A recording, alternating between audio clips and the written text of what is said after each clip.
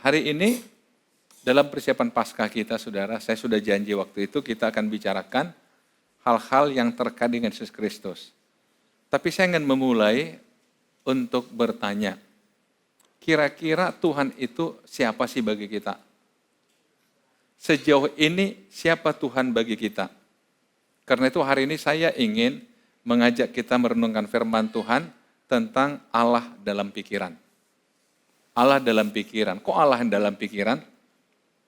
Nah, mari kita buka Alkitab itu di dalam Roma pasal 1 ayat 18 sampai 20.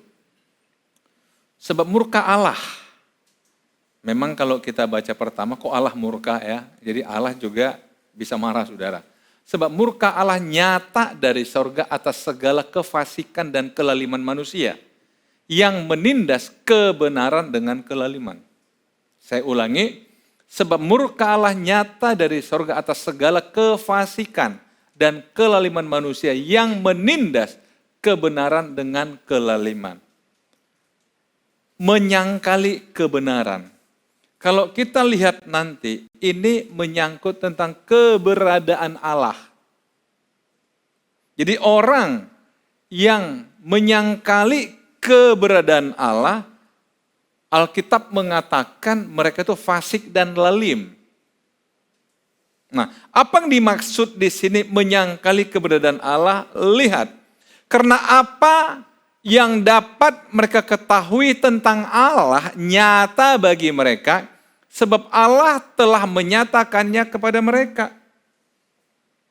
Sebab apa? Karena apa yang dapat mereka ketahui tentang Allah nyata bagi mereka, sebab Allah telah menyatakannya kepada mereka. Saudara, kalau kita belajar sedikitlah dalam sekolah teologi itu tentang penyataan Allah, ada dua jenis penyataan Allah. Yang pertama dikatakan penyataan yang bersifat umum. Artinya apa? Yang ini berlaku pada semua orang. Dan diterima seharusnya oleh semua orang. Apa yang dimaksud penyataan umum? Penyataan umum artinya adalah Allah menyatakan dirinya melalui alam semesta, melalui pikiran manusia, melalui sejarah, sehingga kita bisa mengenal Allah hanya dengan melihat itu semua. Melalui sejarah, melalui alam semesta. Misalnya ketika saudara melihat langit yang begitu indah, apa yang ada di pikiran saudara? Apa? Ketika saudara mungkin pergi ke daerah pegunungan, melihat gunung yang begitu indah dari kejauhan, apa yang ada di pikiran saudara? Ketika saudara mungkin pergi ke pantai, yang suka tentunya dengan pantai, melihat keindahan alam, apa yang ada di pikiran saudara? Ketika melihat ciptaan itu. Saya kira kalau orang yang masih berpikir normal, pasti mengatakan luar biasa Tuhan yang menjadikan semuanya. Betul, saudara? Pasti akhirnya kekaguman kita adalah kepada penciptanya. Karena melihat ciptaannya. Artinya begini, saudara. Sebab Allah sudah menyatakan kepada mereka, kepada kita semua. Lihat.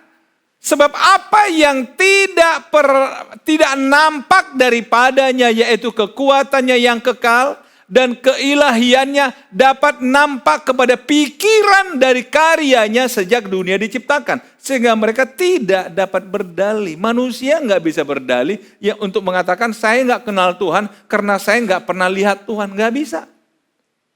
Karena memang Tuhan tidak terlihat, tapi ciptaannya sejak dunia diciptakan. Kemudian dikatakan dapat nampak kepada pikiran. Karena itulah tema khotbah hari ini saya ambil Allah dalam pikiran. Dalam pikiran kita. Nah, itu yang saya katakan tadi, penyataan sifatnya umum. Jadi semua orang harusnya menyadari bahwa Allah itu ada. Tuhan itu ada. Tetapi kenapa faktanya ada orang menyangkali keberadaan Allah? Maka dikatakan itu kefasikan dan kelaliman. Nah, kemudian penyataan khusus. Ini hanya pada orang terbatas. Yaitu Allah menyatakan dirinya melalui pribadi Yesus Kristus yang hadir ke dunia. Makanya kan gak semua orang bisa terima kan? Kenapa gak semua orang bisa terima? Karena hanya orang tertentu yang kepada siapa Allah menyatakannya. Sambil satu contoh di Alkitab, saudara. Satu ketika Yesus mengumpulkan murid-murid dan Yesus bertanya pada mereka, menurut kata orang siapakah anak manusia? Di Matius 16 saudara bisa baca. Di sana murid-murid dengan cepat mengatakan, karena apa kata orang kan? Oh, ada mengatakan kok Elia yang hidup kembali, Nabi Yeremia, Yohanes Pembaptis, karena waktu itu sudah mati. Atau salah satu dari para nabi. Wah, cepat mereka, karena apa? Apa kata orang? Tapi ketika Yesus bertanya, kata kamu bagaimana? Menurut kamu saya ini siapa? Alkitab mencatat dari 12 murid, hanya satu yang bisa jawab. Siapa? Simon Petrus. Dia mengatakan apa? Engkau adalah Mesias, anak Allah yang hidup. Nah, merespon itu, Yesus katakan, berbahagialah engkau Simon, karena bukan engkau yang mengatakannya, tapi Bapakku yang menyatakannya kepada engkau. Jadi kalau saudara bisa percaya Yesus itu Tuhan, karena saudara sudah dapat penyataan khusus. Karena Bapa berkenan menyatakan dirinya kepada saudara-saudara, bahwa Yesus adalah Tuhan. Jadi kalau ada orang di luar sana nggak percaya, nggak apa-apa. Saudara nggak usah mau berdebat. Doain aja supaya dapat penyataan khusus. Amin, saudara. Nggak usah berdebat, saudara. Mau bilang begini, nggak usah lah. Katakan, aku berdoa supaya engkau bisa mengenal kasih karunia Allah. Mendapat kasih karunia Allah, sehingga engkau bisa mengenal Yesus dengan benar. Nah, kita kembali. Loh, ini kenapa hilang dia? Saya nggak bisa baca. Jadi saudara, kita kembali. Jadi apa yang tidak nampak pada pribadi Allah, sesungguhnya kita bisa lihat dari ciptaan. Rata-rata orang mengakui lah ketika lihat ciptaan. Satu ketika misalkan, ini sudah lama lah, waktu saya masih belajar jadi pendeta lah, belum memegang jemaat. Satu ketika saya ngobrol sama anak-anak remaja di satu tempat, ada satu taman, kemudian kita lihat ke langit kok cerah sekali gitu ya. Saya tanya mereka, coba lihat langit, saya bilang. Apa yang kalian lihat di langit? Oh, indah sekali bang. Tapi satu orang mengatakan, luar biasa Tuhan ya bang yang menciptakan ini. Nah coba lihat. Hanya lihat alam semesta orang ingat Tuhan. Tapi saya juga punya pengalaman. Satu ketika kami pergi ke daerah Percut sana, kami nyebrang laut. Saya lupa namanya itu apa. Kami nyebrang naik perahu kecil untuk melihat satu desa. Waktu itu ada satu desa yang sangat terbelakang begitu. Kami ke sana. Nah, kemudian ketika kami sambil nunggu kapal kecil yang akan membawa kami, saudara, kami 3 orang, sambil nunggu itu, tiba-tiba ada angin kencang. Akhirnya kan debu-debu sampai-sampai berterbangan. Ada berapa anak remaja di situ. Nah, satu remaja katakan, ciptaanmu nih Tuhan, kutikam kau nanti. Nah, coba lihat. Mungkin dia ingin bergurau, tapi setidaknya saudara, dia mengakui ada Tuhan, betul nggak? Nggak bisa menyangkal kan? Walaupun ekspresinya, kutikam kau nanti. Mau tikam Tuhan. Oke lah, abaikan itu saudara, itu mungkin isengnya dia aja. Tapi ada pengakuan, menyebut ada Tuhan di situ. Kita nggak bisa menyangkali adanya Tuhan hanya lewat ciptaan saudara.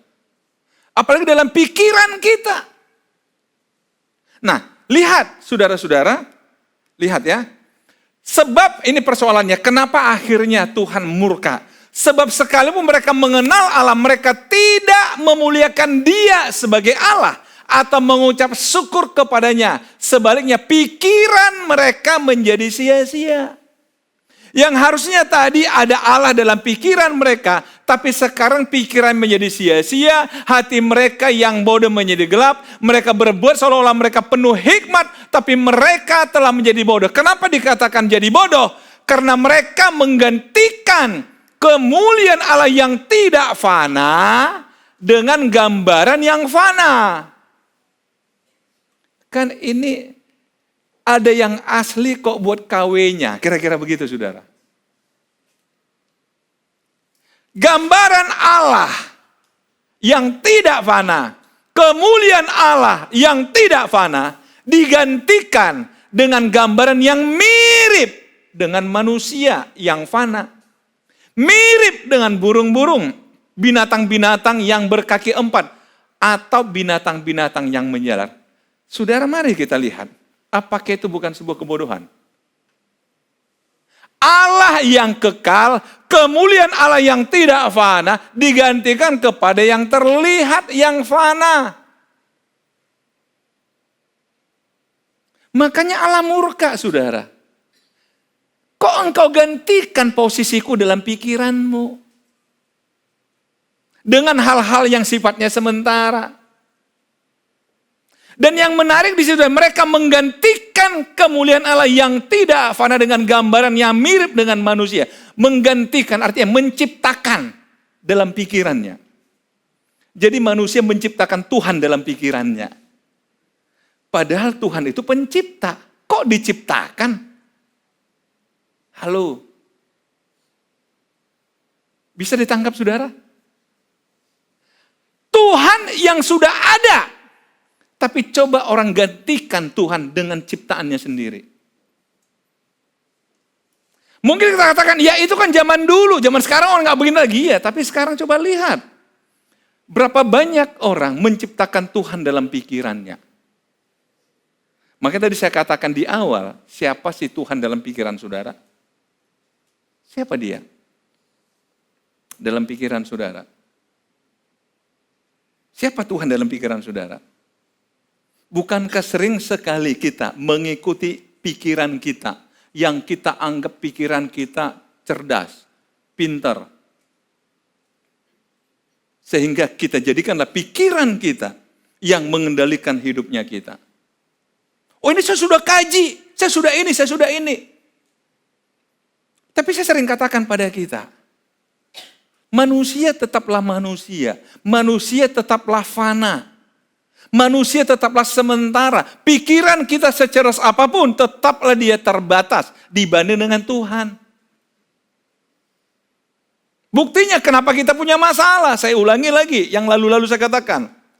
Itu sebuah pembuktian bahwa ternyata saya tetap punya keterbatasan. Makanya saya punya masalah. Seseorang punya masalah berarti dia sedang menghadapi sesuatu yang di luar kapasitasnya dia. Nah, hari itu menggantikan Allah. Mungkin sekali lagi, bukan dengan gambaran, tapi dengan pikiran-pikiran kita. Berapa banyak orang berjalan dengan pikirannya, dengan pikirannya. Akibatnya apa? Lihat ini, saudara. Karena itu Allah menyerahkan mereka kepada keinginan hati mereka. Artinya apa? Kalau kita ciptakan Allah dalam pikiran kita, Tuhan izinkan kita mengikuti pikiran kita. Bisa ditangkap, saudara? Silakan aja. Akhirnya apa? Mereka kepada pikiran hati mereka akan kecemaran. Sehingga mereka saling mencemarkan tubuh mereka. Artinya Tuhan ingin katakan, Alkitab ingin mengatakan, firman Tuhan mengatakan, kalau saudara menggantikan posisi dan pikiran saudara akan jadi liar. Arahnya kemana? Mencemarkan tubuh. Lihat orang-orang jahat, saudara, yang menyangkali Tuhan. Pasti akhirnya tubuh mereka yang diperalat, betul nggak? Bahkan jadi korban. Karena apa? Akhirnya keinginan daging, keinginan hati yang diikutin. Bukan lagi keinginan Tuhan yang menguasai pikiran. Sudah jadi keinginan hati. Kenapa Hawa jatuh dalam dosa? Keinginan hati diikuti. Bukan lagi pikirannya Tuhan. Coba lihat banyak orang terjerumus dalam hal-hal yang negatif. Kenapa? Keinginan hati yang diikuti. Tuhan menyerahkan. Saudara-saudara, hati-hati. Hati-hati. Saya pernah ketemu dengan seorang ibu yang tua, dia seorang pendeta, tapi sudah sepuh saudara. Cerita dia begini, bedalah zaman kami dulu dengan zaman orang sekarang. Terus saya tanya deh, tante maksudnya bedanya di mana? Saya ketemu ini 20 tahun yang lalu saudara, tante di mana bedanya? Dia bilang, kalau kami dulu, kalau ada persoalan, kami cuma bisa berdoa. Kami cuma bisa berdoa, minta Tuhan tolong, menyerah total kepada Tuhan, ya terserah Tuhan deh. Yang penting kami sampaikan, Tuhan ini masalah kami. Sehingga dengan kepasrahan kami itulah, kami bisa melihat tangan Tuhan bekerja dalam banyak masalah kami. Menyelesaikan banyak masalah kami. Ibu ini seorang pendeta, waktu itu masih dalam hidupnya sangat susah. Dia cerita, satu ketika ada seorang bapak-bapak datang ke rumah kami. Rumah kami waktu itu masih gubuk-gubuk, dia bilang. Pakaiannya putih, pakai topi, dan kami tahu itu seragam nahoda kapal. Karena mereka tinggal nggak jauh dari pelabuhan. Dan bapak ini datang bawa amplop coklat besar. Berkatakan, Pak Pendeta ya? Iya, saya cuma disuruh Tuhan ngantar ini Pak. Bapak siapa? Nggak perlu Bapak tahu, nggak perlu Ibu tahu. Salaman dia pergi. Begitu dibuka saudara, uang yang cukup beli tanah dan bangun gereja. Dia bilang apa? Karena kami cuma katakan Tuhan, kami pengen gereja, kami pengen ini, tapi kami nggak tahu gimana caranya. Kami menyerah sama Tuhan. Tapi dia bilang, orang sekarang beda Pak. Beda. Begitu ada masalah langsung putar nomor. Hubungi si A, hubungi si B, hubungi si C. Betul nggak? Halo? Di pikirannya langsung ada siapa? Nah ini kan nggak sadar kan? Udah menggantikan Tuhan kan? Dengan si A, dengan si B, dengan si C. Akhirnya nggak dibantu, kecewa. Kecewa. Menggantikan Tuhan. Menggantikan. Karena keinginan hati. Akhirnya terjadi apa? Masalah ini nggak selesai, akhirnya kita terjebak pada masalah yang lain. Karena kita berharap kita buat ini menyelesaikan ini nggak selesai, masalah baru datang. Akhirnya mumet saudara. Karena apa? Mencoba menginginkan Tuhan, artinya Tuhan serahkan kita kepada keinginan hati kita. Sebab mereka menggantikan kebenaran Allah dengan dusta dan memuja dan menyembah makhluk dengan melupakan penciptanya yang harus dipuji selama-lamanya. Hati-hati saudara. Begitu kita melupakan Tuhan, hati-hati. Tubuh kita akan tercemar. Karena sekali lagi pikiran kita tidak cukup mampu. Karena itu saudara, dalam kitab Yeremia katakan begini, pikiranmu bukan pikiranku, jalanmu bukan jalanku. Artinya apa? Pikiran kita ini tidak cukup mampu untuk menentukan masa depan kita. Yang tahu adalah Tuhan. Jalan kita yang kita rintis, belum tentu itu jalan yang seharusnya, yang Tuhan mau. Maka Tuhan katakan, itu bukan jalanku.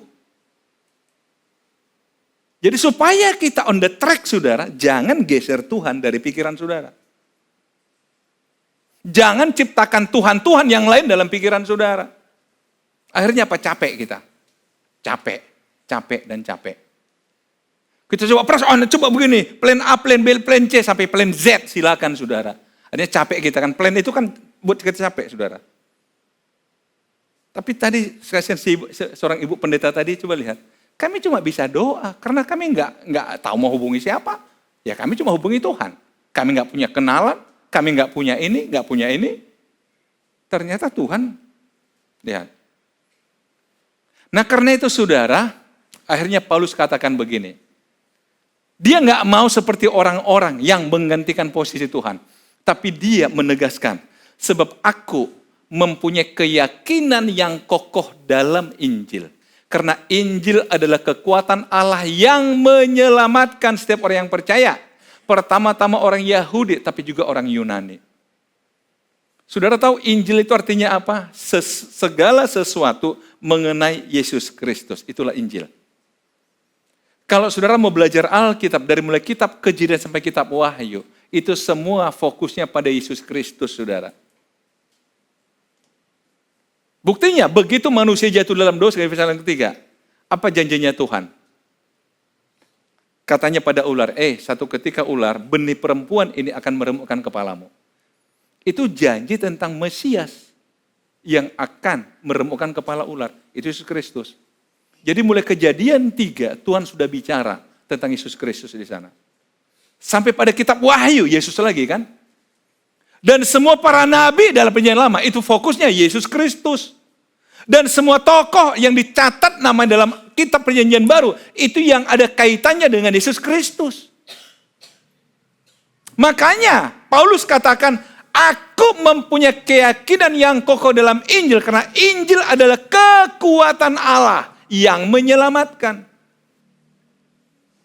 Jangan pernah gantikan Allah dalam pikiran saudara, karena hanya Dia yang menyelamatkan. Hanya Dia, saudara. Pertama orang Yahudi, karena memang dulu Yesus datang untuk orang Yahudi, tapi karena Yahudi mulai menolak, maka Dia melebar ke Yunani. Akhirnya pergi ke daerah-daerah negara-negara Eropa berikutnya, saudara. Sampai ke Indonesia, saudara. Kita bersyukur. Tapi lihat, sebab di dalamnya nyata kebenaran Allah. Dalam apa? Dalam Injil. Yang bertolak dari iman, memimpin kepada iman. Jadi kita berjalan dari iman. Saudara hanya bisa memahami Yesus, pribadi Yesus dengan iman. Jangan tunjukkan kepada saya percaya. Enggak perlu. Dan Yesus enggak punya kepentingan menunjukkan diri pada saudara. Memang kita siapa? Nantangin Yesus, tunjukkan diri pada saya. Enggak perlu. Kau beriman atau enggak? Beriman atau enggak? Dari iman kepada iman.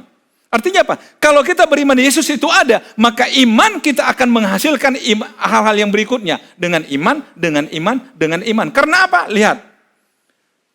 Seperti ada tertulis orang benar akan hidup oleh iman. Oleh iman. Oleh iman. Masih ingat saudara berapa minggu yang lalu, ketika ada orang buta datang kepada Yesus. Dia minta, Tuhan sembuhkan saya.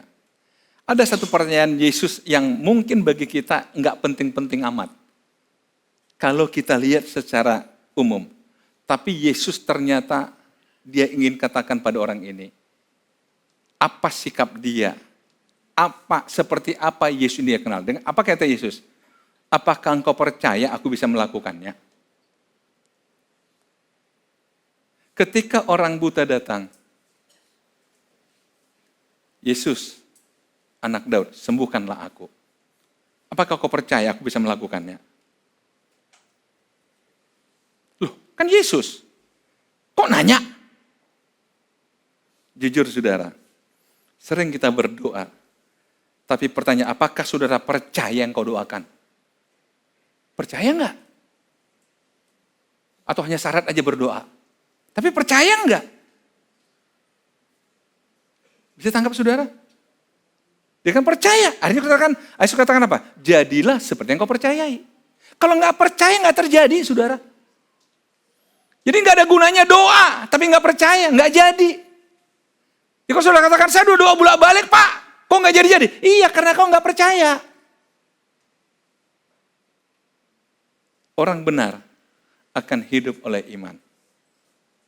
Mari saudara, Jumat ini, nggak usah diperdebatkan. Yesus mati di salib cukup. Nggak usah nonton YouTube yang aneh-aneh, saudara. Perdebatan yang aneh-aneh. Itu nggak penting.